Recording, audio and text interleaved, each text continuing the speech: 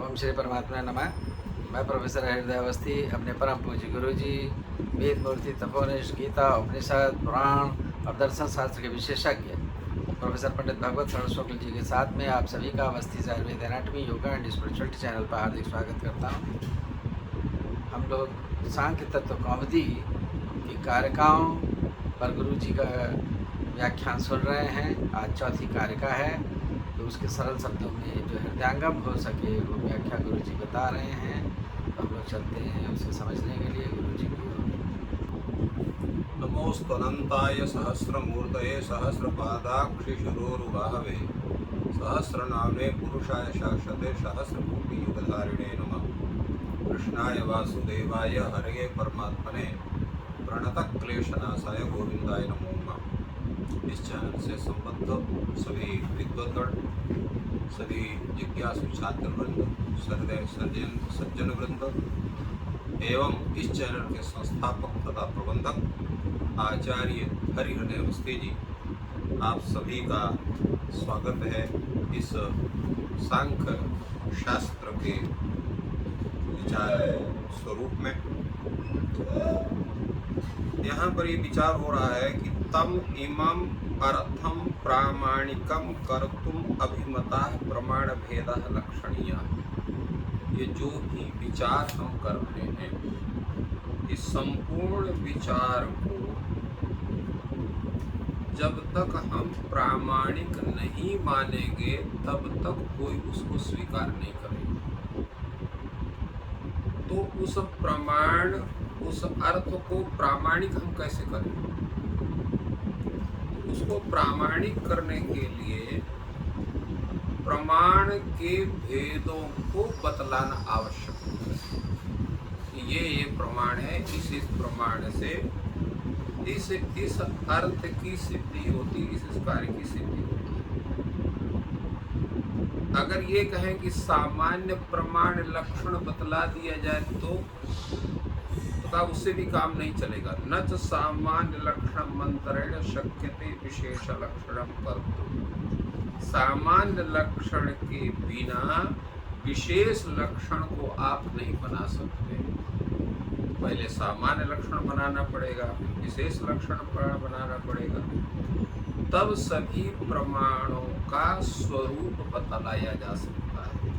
इति प्रमाण सामान्यम तावत लक्ष्यते। पहले प्रमाण सामान्य को बतलाता है, तो प्रमाण सामान्य को बतलाने के बाद प्रमाण विशेष का कथन होता है। तो ये चौथी कारिका में आचार्य ईश्वर कृष्ण प्रमाणों की चर्चा करते हैं, प्रमाणों के प्रयोजन की चर्चा करते हैं और उसके साथ साथ प्रमाण के भेदों की भी चर्चा करते हैं। दृष्टमनुमानमाप्त वचनम च सर्व प्रमाण सिद्धत्वात् त्रिविधम प्रमाणमिष्टम प्रमेय सिद्धि प्रमाणाद्धि। तात्पर्य क्या है इसका? ईश्वर कृष्ण कहते हैं कि दृष्टम अनुमानम आत्मवचनम च त्रिविधम प्रमाणम इष्टम। ये तीन प्रकार के प्रमाण माने जाते हैं। दृष्ट का अर्थ होता है प्रत्यक्ष प्रमाण, अनुमान का मतलब तो अनुमान प्रमाण होता ही है, और आत्मवचन का अर्थ होता है शब्द प्रमाण। तो ये तीन प्रमाण माने जाते हैं। प्रश्न होगा कि तीन प्रमाण क्यों माने जाते हैं? कहे सर्व प्रमाण सिद्धत्वात्, सभी प्रमाण इन्हीं के अंतर्भूत हो जाते हैं। और भी जो कोई 4 प्रमाण मानते हैं, कोई 5 प्रमाण मानते हैं, कोई और प्रमाण मानते हैं, तो बाकी जितने प्रमाण हैं सभी इन्हीं के अंतर्गत हो जाते हैं, सभी इसी में अंतर्भूत हो जाते हैं।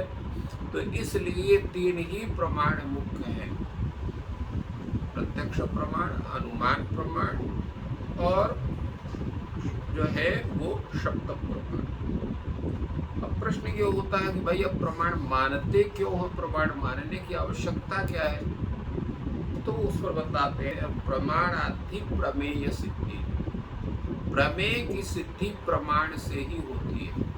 अगर आपके प्रमेय है तो आपको प्रमाण मानना पड़ेगा। प्रमाण का मतलब क्या होता है, प्रमेय का मतलब क्या होता है, इन सब पर आगे हम लोग विचार करेंगे। आगे यहाँ पर स्वयं वाचस्पति मिश्र इसकी व्याख्या करते हुए कहते हैं, अत्र च प्रमाणम इति समाख्या लक्ष्य पदम तन्निर्वचनम च लक्षणम। यह प्रमाण पद लक्ष्य है जिसका हमें लक्षण करना है, और उसका जो है व्युत्पत्त्यात्मक जो अर्थ है वही उसका लक्षण है। तो ये व्युत्पत्त्यात्मक लक्षण का मतलब क्या है, इसकी चर्चा हम लोग करते हैं। पहले प्रमाण में लक्ष्य क्या है इसकी चर्चा। तो प्रमाण का पद जो है, प्रमाणम इति समाख्या लक्ष्य पद। समाख्या पर प्रमाण, यह कथन, यही है लक्ष्य। और लक्षण क्या है, तन्निर्वचन, उसकी व्युत्पत्ति उसका लक्षण है। तो व्युत्पत्ति क्या है, प्रमीयते अनेन इति निर्वचनात् प्रमाण प्रतिकरणत्वं गम्यते। प्रमीयते अनेन तत्प्रमाणम, ये प्रमाण शब्द की व्युत्पत्ति है। प्रपूर्वक माने धातु से करण अर्थ में जब हम लुट प्रत्यय करते हैं तो प्रमाण शब्द सिद्ध होता है। प्रमाण शब्द का अर्थ होता है यथार्थ ज्ञान का मुख्य साधन।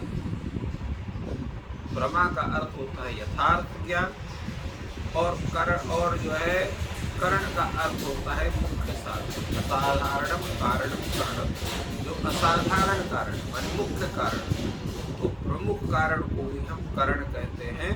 तो प्रमीयते अनेन, यह इसकी व्याख्या है, इसका निर्वचन है, इसकी उत्पत्ति है। और जैसा कहा गया कि प्रपूर्वक मा धातु से, मा माने धातु से, यहाँ पर करण अर्थ में लुट प्रत्यय करने पर ये प्रमाण शब्द निष्पन्न होता है, जिसका अर्थ है प्रमा के प्रति जो कारण है उसको हम प्रमाण कहते हैं।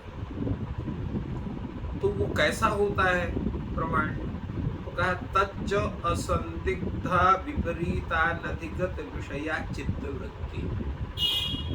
तो जो प्रमाण है उसका स्वरूप बताते हैं कि असंदिग्ध, जिसमें किसी भी प्रकार का संदेह ना हो, जो विपरीत ना हो, जिससे विषय की संप्राप्ति ना हो। तो असंदिग्ध, अविपरीत और अनधिगत विषय, अर्थात जिससे विषय का पूर्ण रूप से ज्ञान हो सकता है, ऐसी जो चित्त वृत्ति है उसको हम प्रमाण कहते हैं।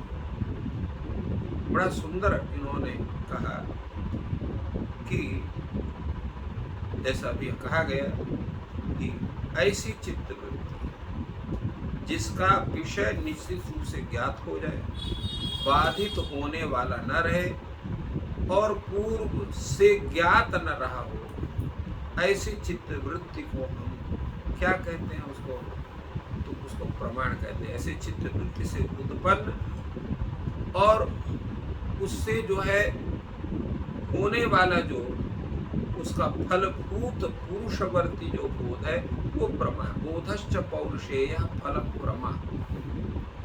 उस प्रमाण के द्वारा होने वाला जो पुरुष संबंधी ज्ञान है, ऐसा ज्ञान रूप जो फल है उसको हम प्रमा कहते हैं।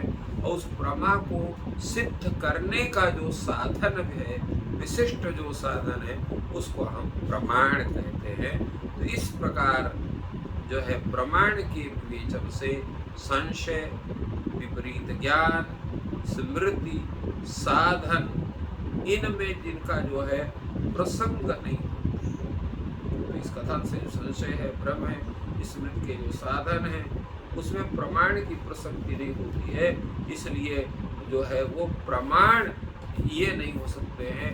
प्रमाण जिसका निरूपण किया, जिसके विषय बताया गया, जो 3 प्रकार के जो प्रमाण हैं वो आपको जैसे बताया गया।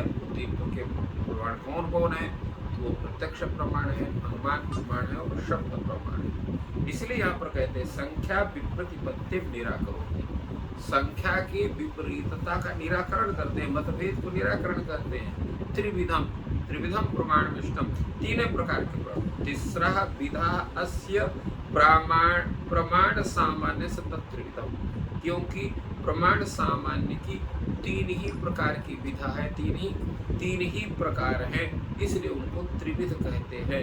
न तो कम है न तो अधिक है, न न्यूनम न अपि अधिकमित्यर्थः। विशेषण लक्षणानंतरम च एतत् उपपादयिष्यामः। अब इनका जो है विशेष लक्षण क्या है, इस पर बड़े सुंदर ढंग से विचार होगा और तब इसका प्रतिपादन किया जाएगा कि प्रत्यक्ष प्रमाण किसको कहते हैं, अनुमान प्रमाण किसको कहते हैं और शब्द प्रमाण किसको कहते हैं। आज के इस चिंतन में हम लोगों ने केवल प्रमाण के विषय में, प्रमाण के लक्षण के विषय में और प्रमाण के प्रयोजन के विषय में हम लोगों ने ज्ञान किया। तो इस प्रकार गुरु जी ने इस कारिका के